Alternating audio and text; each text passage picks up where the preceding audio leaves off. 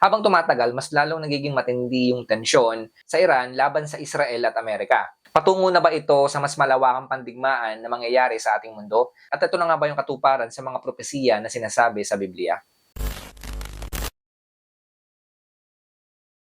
Sa mga nakarang araw lang, nakita naman po natin dito yung mga kabi-kabilang pag-atake ng iba't ibang mga bansa doon po sa Middle East. Lalo na nga po yung pag-atake ng Iran. Nagsimula po itong malawakang coordinated airstrike ng Amerika at Israel laban po sa mga strategic targets doon sa Iran.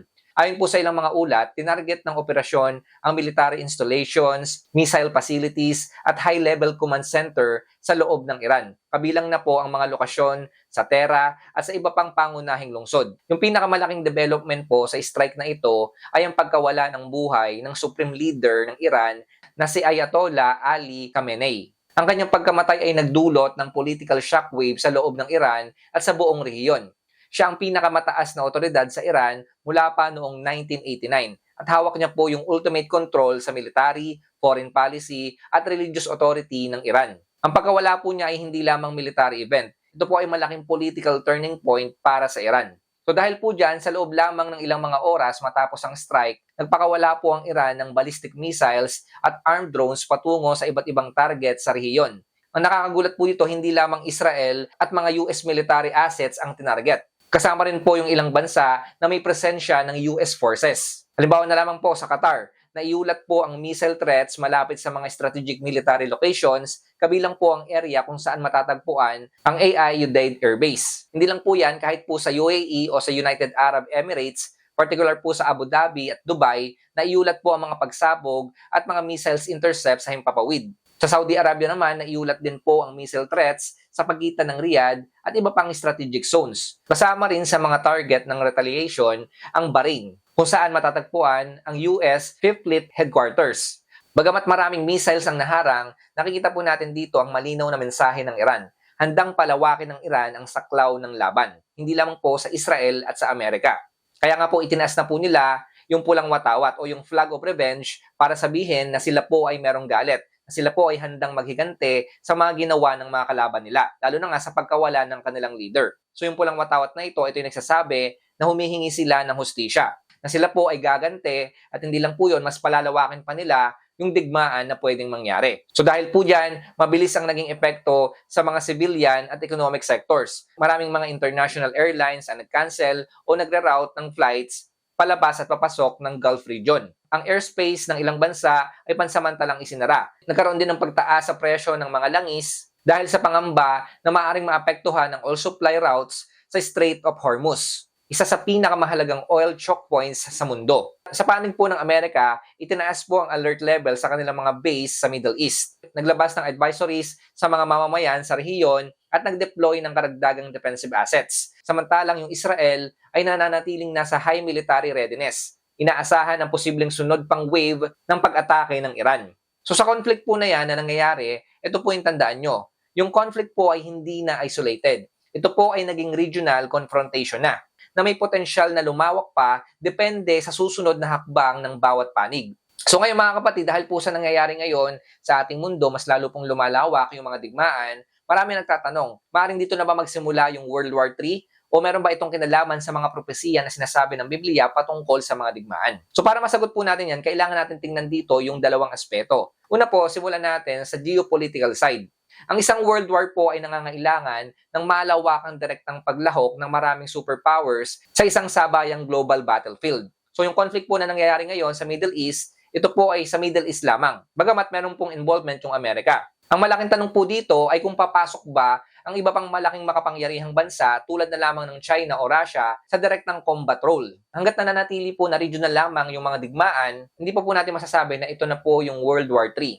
Pero mga kapatid, malaki po yung risk dito at pwedeng ito yung magpasimula ng World War III. Kapag may maling kalkulasyon, may misfire o overreaction, maaaring lumawak ang laban at yun nga po magsimula na yung mas malawakang pandigmaan na pandaigdig. Ngayon, dahil din po sa mga nangyayari ngayon na digmaan, lalo na po sa Middle East, marami pong mga Kristiyano sinasabi nila na ito po yung palatandaan na tayo ay nasa mga huling araw na. Kasi nga po kung babasahin po natin yung Matthew chapter 24, sinabi po doon ng ating Panginoong Kristo na magkakaroon ng wars and rumors of wars at nations will rise against nation.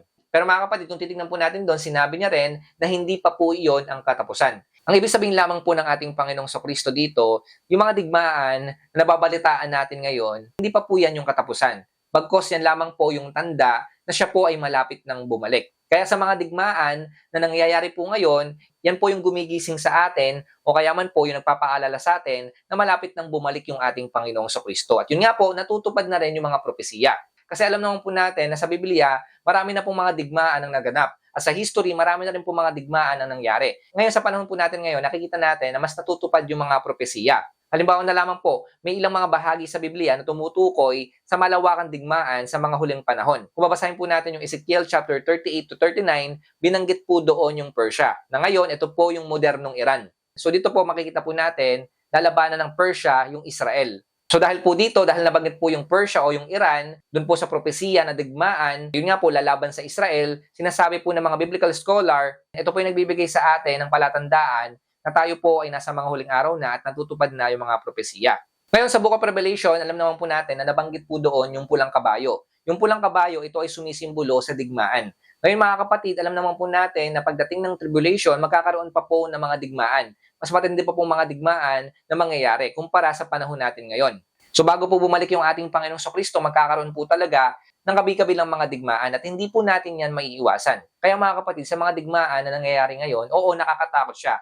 Pero mga kapatid, kasama po kasi yan sa propesiya ng Biblia. Hindi po natin yan maiiwasan. So kung titignan po natin ngayon yung kasalukuyang sitwasyon, mas tamang tawagin po itong high-risk regional escalation na meron pong global implication. Pero hindi pa po ito World War III. Kung sa mga susunod po na araw at sa mga susunod na linggo, ito po ay mas magiging kritikal. At hindi lang po yan, kapag sumama na rin po yung mga malalaking bansa tulad na lamang ng Russia o kaya man ng China, pwede po natin sabihin na papasok po tayo sa global war. O yun nga po yung sinasabi ng World War III. So yung reality po sa panahon natin ngayon, oo, nakakatakot yung mga pwede mangyari kasi hindi pa po natin alam kung ano yung mga susunod o yung mga development na pwede mangyari sa mga digmaan. Pero syempre mga kapatid, bilang mga Kristiyano, patuloy po tayong maging kalmado. Dapat mas mangibabaw po yung ating pananampalataya kaysa sa ating takot. Wala pong masamang matakot, normal lamang po yan. Pero syempre, mas magtiwala po tayo sa kung ano yung kalooban ng Diyos. Hayaan po natin na yung kalooban ng Diyos ang masunod. Patuloy lamang po tayong manalangin sa mga nangyayari sa panahon po natin ngayon. Patuloy po tayong humingi ng proteksyon sa ating Diyos at ganoon din po sa mga tao na apektado ng digmaan. So mga kapatid, nawa nga magkaroon pa rin kayo ng kapayapaan sa gitna ng kaguluhan o mga digmaan na nangyayari sa ating mundo. Kasi mga kapatid, naniniwala po tayo kapag tayo ay nakikristo, naandyan yung kapayapaan. Nawa ngayon po yung magbigay sa atin ng pag-asa palagi na sa araw-araw, bagamat di po natin alam kung ano yung mga mangyayari sa mga susunod na araw, bagamat nakikita po natin napakarami mga digmaan ang nagaganap sa panahon natin ngayon at ito po ay mas nakakatakot na kumpara noon, patuloy lamang po tayong umasa sa ating Diyos. Kasi mga kapatid, tandaan niyo po, kapag tayo ay nakikristo, anumang mga digmaan na nangyayari po ngayon, tayo po ay may kapayapaan. At higit sa lahat, tayo po ay tagumpay na. Kasi nga po, sa pamamagitan niya ng ating Panginoong Kristo.